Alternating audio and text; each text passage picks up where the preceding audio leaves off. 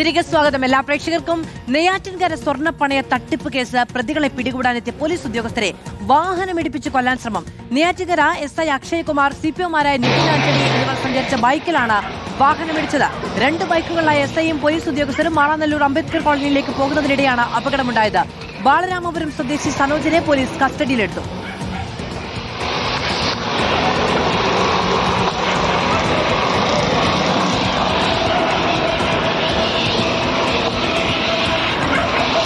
Arun Solomon വിവരങ്ങളുമായുണ്ട്. Arun, ആ വാഹനത്തിനടിയിൽ കിടക്കുന്ന പോലീസുകാർ സഞ്ചരിച്ച ബൈക്കാണോ?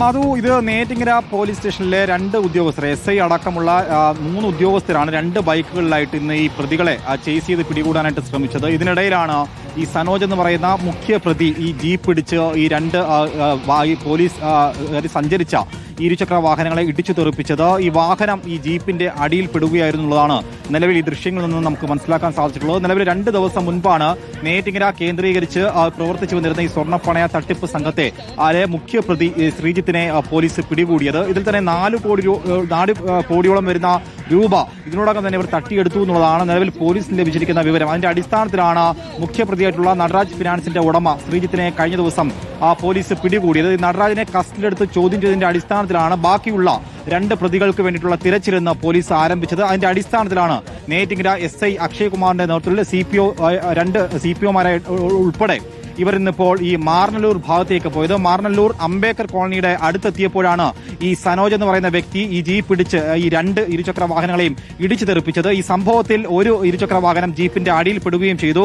ഉടൻ തന്നെ നാട്ടുകാർ അടക്കമുള്ളവരാണ് ഈ പോലീസ് ഉദ്യോഗസ്ഥരെ ഈ സംഭവ സ്ഥലത്ത് നിന്നും നെയ്യാറ്റിൻകര ജനറൽ ആശുപത്രിയിൽ എത്തിച്ച് ചികിത്സ നൽകിയത്. ഈ സംഭവത്തിൽ ഉടൻ തന്നെ ഈ സനോജ് അടക്കമുള്ള പ്രതികൾ ജീപ്പിൽ നിന്ന് ഇറങ്ങി ഓടി രക്ഷപ്പെടുകയായിരുന്നു. ഇപ്പോൾ മാറനല്ലൂർ പോലീസ് ഈ മുഖ്യ പ്രതി സനോജിനെ പിടികൂടി എന്നുള്ള വിവരം കൂടി പുറത്തു വരികയാണ്. എന്തായാലും നെയ്യാറ്റിൻകര ഈ ഭാഗം കേന്ദ്രീകരിച്ച് കഴിഞ്ഞ കുറെ നാളുകളായിട്ട് ഈ സ്വർണം എടുത്തു നൽകാമെന്ന് പറഞ്ഞാണ് പല ആൾക്കാരിൽ നിന്നും ഇവർ പണം വാങ്ങിയതിനു ശേഷം ഈ സ്വർണം ഈ മറ്റ് സ്ഥാപനങ്ങളിൽ നിന്നും എടുത്തതിനു ശേഷം ഇത് മറിച്ചു വിൽക്കുകയായിരുന്നു ഈ പ്രതികൾ ചെയ്തു വന്നിരുന്നത്. ഈ തരത്തിൽ 4 കോടിയോളം വരുന്ന രൂപയാണ് ഈ പ്രതികൾ തട്ടിയെടുത്തു എന്നുള്ളതാണ് നിരവധിയായിട്ടുള്ള പരാതികളിൽ നിന്നും പോലീസിന് മനസ്സിലാക്കാൻ സാധിച്ചത്. ഒരു ഭാഗത്ത് വിഴിഞ്ഞം കേന്ദ്രീകരിച്ച് സൂര്യ ഫിനാൻസിന്റെ തട്ടിപ്പ് നടക്കുന്നതിനിടയിലാണ് ഇപ്പോൾ നെയ്യാറ്റിൻകരയിലും സമാനമായ രീതിയിൽ സ്വർണ്ണപ്പണയ തട്ടിപ്പ് പുറത്തു വന്നിരിക്കുന്നത്. എന്തായാലും ഈ സംഭവവുമായി ബന്ധപ്പെട്ട് ഇനിയും കൂടുതൽ പ്രതികളെ പിടികൂടാനുണ്ട് എന്നുള്ളതാണ് നെയ്യാറ്റിൻകര പോലീസ് വ്യക്തമാക്കിയിരിക്കുന്നത്. മാധു,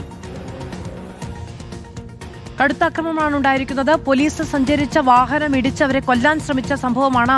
നമുക്ക് ആ ദൃശ്യങ്ങളിൽ തന്നെ അതിന്റെ ഗൗരവ സ്വഭാവം മനസ്സിലാക്കാൻ കഴിയുന്നുമുണ്ട്. സ്വർണ്ണപ്പണയ തട്ടിപ്പുമായി ബന്ധപ്പെട്ട അന്വേഷണം നടത്താൻ പോയ പോലീസുകാരാണ് ഈ തരത്തിൽ ആക്രമിക്കപ്പെട്ടത്.